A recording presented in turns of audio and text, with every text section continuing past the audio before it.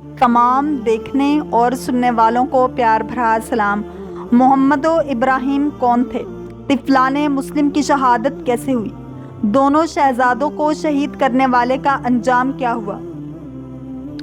طفلان مسلم حضرت مسلم بن عقیل کے دو فرزند محمد اور ابراہیم کو کہا جاتا ہے، جو واقعہ کربلا میں امام حسین علیہ السلام کی شہادت کے بعد کوفہ میں اسیر ہوئے۔ کچھ مدت جیل میں رہنے کے بعد جیل سے فرار ہونے میں کامیاب ہوئے، لیکن عبید اللہ بن زیاد کے کارندے حارث کے ہاتھوں بے دردی سے شہید ہوئے۔ یہ دو بچے 2 دن تک ایک بوڑھی عورت کے ہاں مہمان رہے، جو اہل بیت سے محبت کرتی تھی، جس کا شوہر ابن زیاد کی فوج میں کام کرتا تھا۔ جب اس کے شوہر کو ان شہزادوں کا علم ہوا تو خاتون نے کہا، اے بندہ خدا، خدا سے ڈر، تجھے حضور اکرم صلی اللہ علیہ وسلم کے قریبیوں سے کیا کام؟ اس نے کہا، اے عورت خاموش، کیونکہ ابن زیاد نے اس شخص کے لیے گھوڑے اور خلعت کے علاوہ بہت زیادہ مال و دولت دینے کا وعدہ کر رکھا ہے، جو اس کے پاس مسلم کے بیٹوں کو لے جائے۔ خاتون نے کہا، یہ جواں مردی نہیں کہ 2 یتیم بچوں کو پکڑ کر دشمن کے سپرد کر دیا جائے اور دنیا کے بدلے اپنے دین کو ہاتھ سے چھوڑ دیا جائے۔ مرد نے کہا، تجھے ان باتوں سے کیا کام؟ اگر کھانا ہے تو لے آ تاکہ کچھ کھا لوں۔ خاتون بے چارگی کے عالم میں اٹھی اور اس کے لیے کھانا لے آئی۔ اس شقی نے کھانا کھایا اور سو گیا۔ جب رات کا ایک حصہ گزر گیا تو حضرت مسلم کے بڑے صاحبزادے محمد بن مسلم نیند سے بیدار ہو گئے اور چھوٹے بھائی حضرت ابراہیم سے کہنے لگے، اے بھائی اٹھ جاؤ، کیونکہ ہمیں بھی شہید کر دیا جائے گا۔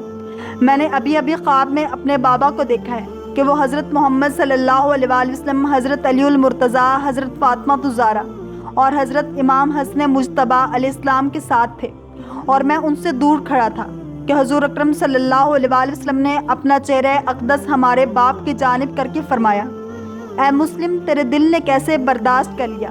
ان 2 مظلوم بچوں کو ظالموں کے درمیان چھوڑ دے۔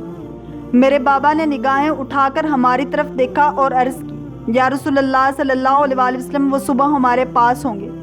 چھوٹے بھائی نے کہا، بھیا خدا کی قسم، میں نے بھی یہی خواب دیکھا ہے۔ پھر دونوں بھائیوں نے ایک دوسرے کی گردن میں باہیں ڈال دیں۔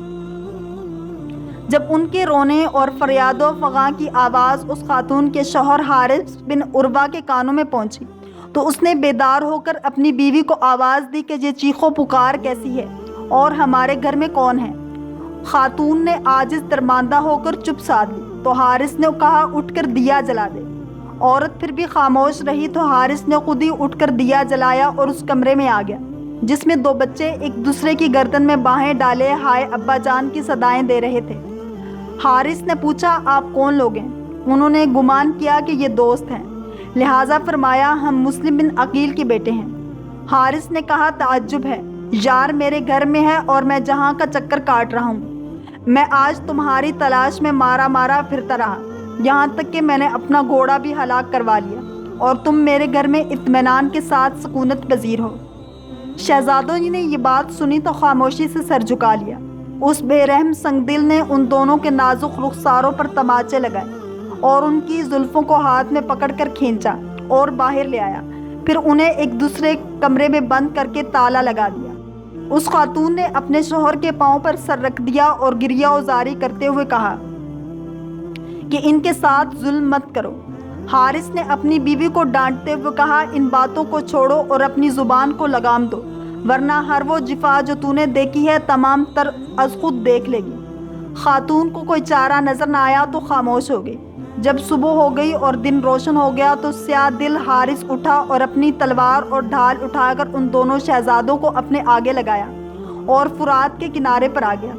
اس کی بیوی ننگے پاؤں بھاگتی اور آہوزاری کرتی ہوئی اس کے پاس پہنچی تو اس بدبخت نے تلوار کھینچ لی۔ وہ خاتون تلوار سے ڈر کر پیچھے پلٹ آئی اور جب وہ تھوڑی سی مسافت پر گیا تو پھر اس کی طرف دوڑ پڑی، یہاں تک کہ فرات کے کنارے پر پہنچ گئی۔ حارث کا ایک خانہ زاد غلام تھا جس نے اس کے بیٹے کے ساتھ دودھ پیا تھا۔ وہ جب اپنے آقا کے پیچھے آیا تو حارث نے اسے تلوار دے کر کہا، جا کر ان دونوں بچوں کے سر جسم سے الگ کر دو۔ غلام نے تلوار پکڑ کر کہا، اے آقا، کس شخص کے پاس ایسا دل ہے جو ان 2 بیگانہ بچوں کو قتل کر دے؟ حارث نے اسے گالی دے کر کہا، جا کر وہ کام کرو جس کے لیے تجھے کہا گیا ہے۔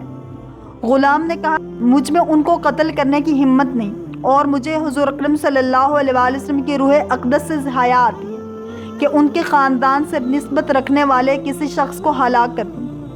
اس کی بیوی نے روتے ہوئے کہا، یہ کام نہ کر اور ان بے گناہوں کا خون اپنی گردن پر نہ لے، بلکہ انہیں زندہ ہی ابن زیاد کے پاس لے جا تاکہ تیرا مقصود حاصل ہو جائے۔ حارث نے کہا، کوفہ میں بہت سے لوگ ان کے چاہنے والے ہیں، اگر میں انہیں شہر لے گیا تو عوام شور مچائے گی اور انہیں مجھ سے چھین لیں گے اور میری محنت ضائع ہو جائے گی۔ پس اس نے دونوں کو اکٹھا کیا اور اپنی تلوار کھینچ لی۔ شہزادوں نے روتے ہوئے کہا، اے بزرگ، ہمارے بچپن، یتیمی اور غریبی پر رحم کر اور ہماری بے کسی اور درماندگی کو معاف کر دے۔ حارث نے ان کی باتوں پر کان نہ دھرا اور ان کے پاس جا کر دونوں میں سے ایک کو پکڑ لیا۔ اس کی بیوی نے درمیان میں آ کر کہا، اے ناہنجار، ڈر اور یہ کام نہ کر اور روز قیامت کے بدلے خوف زدہ ہو۔ حارث غصے میں تھا، اس نے تلوار چلائی اور اپنی بیوی کو زخمی کر دیا۔ حارث اس پر دوسرا وار کرنا چاہتا تھا کہ اس کے بیٹے نے اپنی ماں کو زخمی دیکھ کر چھلانگ لگائی اور اپنے باپ کو پکڑ کر کہا، اے باپ، خود فراموشی نہ کر اور غصے کو نرمی کے پانی سے ٹھنڈا کر۔ حارث نے بیٹے پر تلوار چلائی اور ایک ہی وار میں اسے بھی ختم کر دیا۔ جب اس نے اپنی بیوی کو زخمی اور بیٹے کو مرتے ہوئے دیکھا تو چیخیں مارنے لگا اور جو زخم کھا چکا تھا اس کی برداشت کی قوت نہ رکھتے ہوئے فریاد و فغاں کرنے لگا۔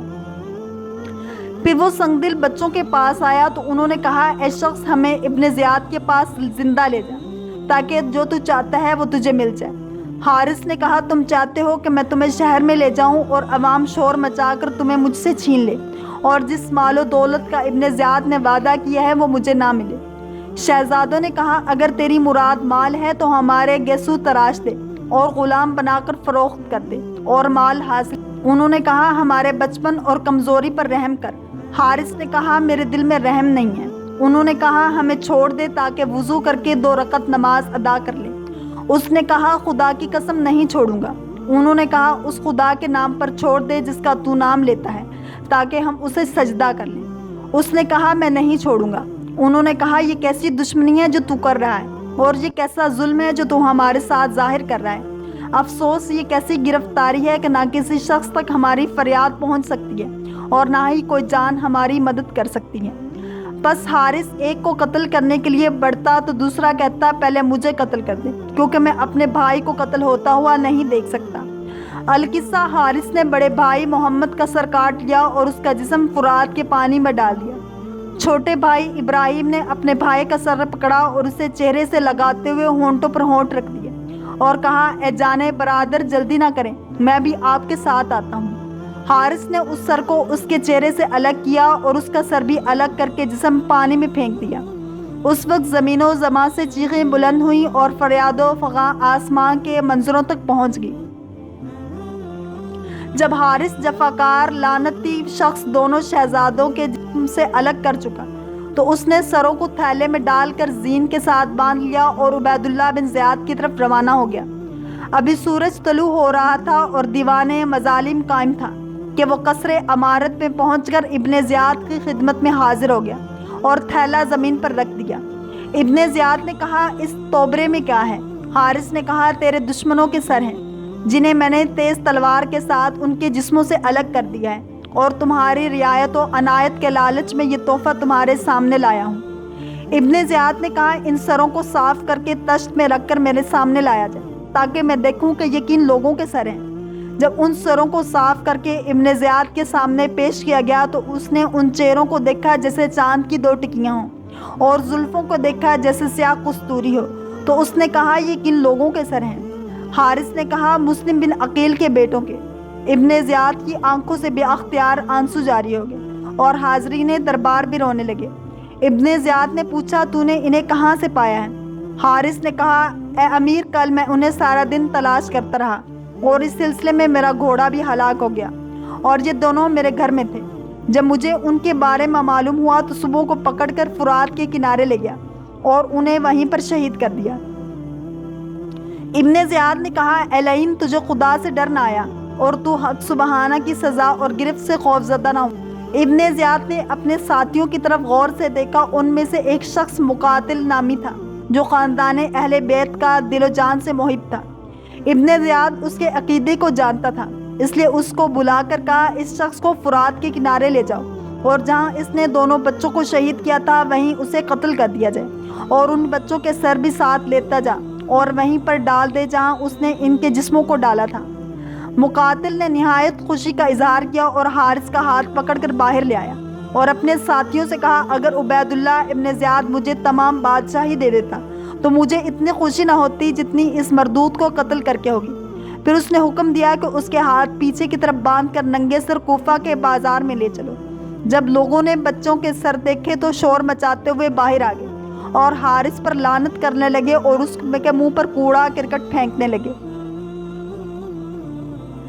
مقاتل نے غلاموں کو حکم دیا تو انہوں نے پہلے حارث کے ہاتھ کاٹے، پھر اس کے پاؤں قطع کر دیے، پھر دونوں کان کاٹے، پھر اس کی آنکھیں نکال دی اور پھر اس کا پیٹ پھاڑ کر اس میں کٹے ہوئے اعضاء رکھے اور اس پر پتھر باندھ کر دریا میں ڈال دیا۔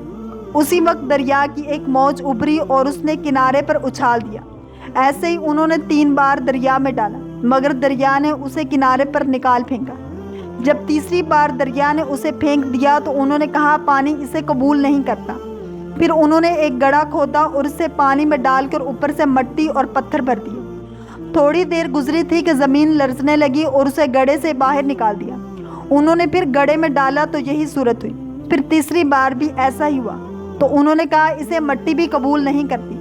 پس وہ لوگ نخلستان میں گئے اور خشک ایندھن لا کر آگ جلائی اور اسے آگ میں ڈال دیا یہاں تک کہ وہ جل گیا اور اس کی خاکستر ہوا میں اڑا دی گئی۔